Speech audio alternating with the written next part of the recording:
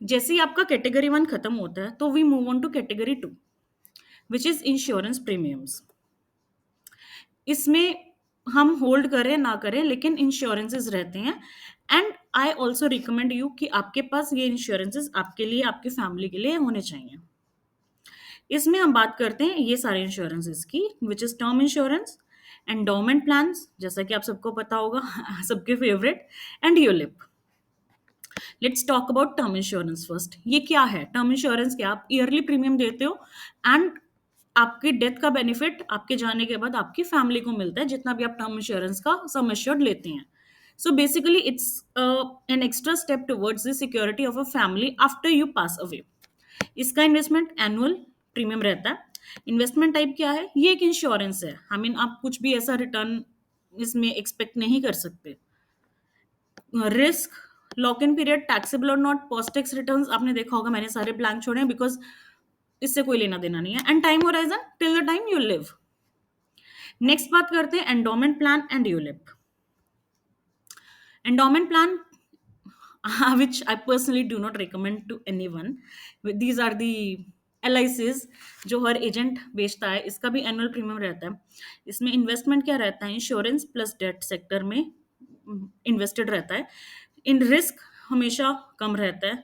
Lock in period किसी भी LIC का आप देख लेंगे मिनिमम 5 years रहता है। टैक्सेबल और नॉट वो डिपेंड करता है आपको कितना समय श्योर मिल रहा है, उसके भी अलग रूल्स रहते हैं। Post tax returns as low as 3%, जितना कि आपको सेविंग्स अकाउंट में मिल जाएगा। इसलिए मैं एंडोमेंट प्लान कभी किसी को रिकमेंड नहीं करती, इससे अच्छा आप अपना पैसा सेविंग्स अकाउंट में रखो। Time horizon very long term, you all know that. And next is ULIP.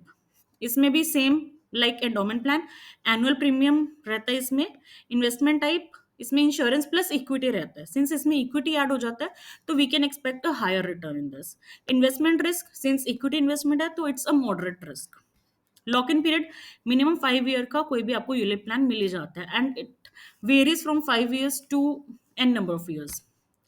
Taxable नहीं रहता ये टैक्सेबल, बिकॉज इसका टाइम होराइजन फिक्स्ड रहता है। Post tax returns obviously high रहते हैं, सिंस इक्विटी इन्वेस्टमेंट है, तो you can expect 9 to 11% of return. And time horizon again very long term, but never go for endowment plan और ULIP, buy a term insurance. अगर आपके पास कोई भी endowment plan है या यूलिप प्लान है, आई पर्सनली रिकमेंड आप उसको यहीं पे छोड़ दो।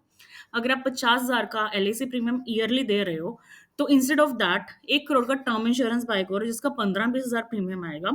बाकी का 30,000 जो आपका ईयरली बचेगा, उसको इन्वेस्ट करो म्यूचुअल फंड्स में, ELSS में। Will talk about it later, but follow this rule.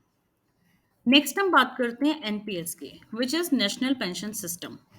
अगर आपका कैटेगरी 2 एग्जॉस्ट हो जाता है, आपने इंश्योरेंस प्रीमियम्स ले लिए, अपने टर्म इंश्योरेंस ले लिया, it is in place, then you can opt for national pension system. इसमें आपको एडिशनल रिबेट मिलता है और रिटर्न्स भी काफ़ी अच्छे मिलते हैं। ATCCD 1 के under 1.5 lakh, you all know. अगर आपका कैटेगरी 2 तक 1 लाख हो रहा है, तो आप 50,000 NPS में करके अपना 1.5 लाख क्लेम कर सकते हो। प्लस अगर आप 1 लाख एक्स्ट्रा इन्वेस्ट करते हो NPS में, तो आप एक्स्ट्रा 50,000 जो आपने किया है, उसको ATCCD 1B के अंडर एग्जेम्पशन क्लेम कर सकते हैं आप उसका। NPS क्या होता है? It is an annual investment. आप इसमें एनुअली कर सकते हो। कुछ एम्प्लॉयर्स भी आपके भी हाफ पे अगर आप अप्रूव करते हो, तो NPS में इन्वेस्ट करते हैं, which is also tax exempt, which is an additional benefit. इसमें इक्विटी और डेट दोनों रहते हैं। अप टू 75% आप इक्विटी इन्वेस्टमेंट कर सकते हैं इसमें। That is totally dependent on you. आप 100% डेट में कर सकते हैं, आप कुछ भी इसमें चूज कर सकते हैं, वो आपको एनरोल करते टाइम ऑप्शन मिल सकता है। And yes, you can change the investment allocation as well. Risk, since आपका इक्विटी एलोकेशन है तो मॉडरेट रिस्क है। अगर आप डेट में ज्यादा कर रहे हैं तो कम रिस्क है। Lock in period, it is locked till retirement. Taxable, yes, it is partially taxable. NPS को विड्रॉ करने के आपके रिटायरमेंट के दो तरीके होते हैं। एक होता है लमसम विड्रॉल, जो कि अप टू 60% आप ले सकते हैं। आप चाहे तो 10% लमसम ले सकते हैं, चाहे आप मैक्सिमम 60% लमसम ले सकते हैं। लमसम इन्वेस्टमेंट जो विड्रॉल है, that is totally tax free. बाकी का बचा 40% को आपको कंपल्सरी एन्युटी में कन्वर्ट करना पड़ता है, which is taxable as per your income tax slab. अगर आप उस टाइम पे 10% में फॉल कर रहे हैं तो आपका 10% कटेगा, 20 में कर रहे हैं 20%। Post tax returns, again, it generates very high returns. You can expect up to 13%, 14% अगर आपका इक्विटी एलोकेशन ज्यादा है। बट इक्विटी नहीं ज्यादा, आपने डेट में ज्यादा की है, तो returns would be comparatively low, 7-8% के around. Time horizon, as I said, very long term till retirement. इसके बाद is equity linked saving scheme, ELSS. सबने सुना होगा इसके बारे में, बट इसको आज हम और डिटेल में डिस्कस करते हैं। It is just like mutual fund but with a tax benefit.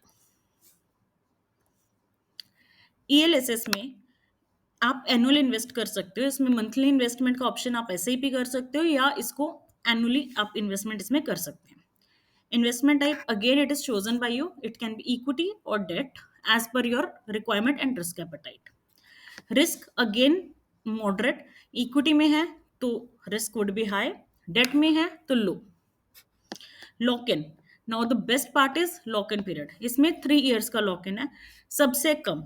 आप जितना भी एटीसी के अंडर रिबेट क्लेम कर रहे हैं उसका सिर्फ 3 साल का लॉक इन। आप 3 साल बाद अपना इन्वेस्टमेंट कभी भी विड्रॉ कर सकते हैं, कैसे भी विड्रॉ कर सकते हैं। Taxable, it is taxable as per the LTCG, long term capital gain rules.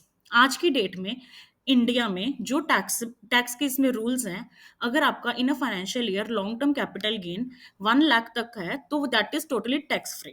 जैसे ही 1.1 लाख चला जाता है, it would start it would be taxable. Post tax returns, again as per chosen by you. Equity ज्यादा है तो ऑब्वियसली 13%, 15% इजीली आप expect कर सकते हैं। डेट ज्यादा है तो 6, 7, 8% के अराउंड, तो we can say high returns. Time horizon, mid to long term, आप जितना मर्जी टाइम इसमें इन्वेस्टेड रह सकते हैं, 3 साल मिनिमम है।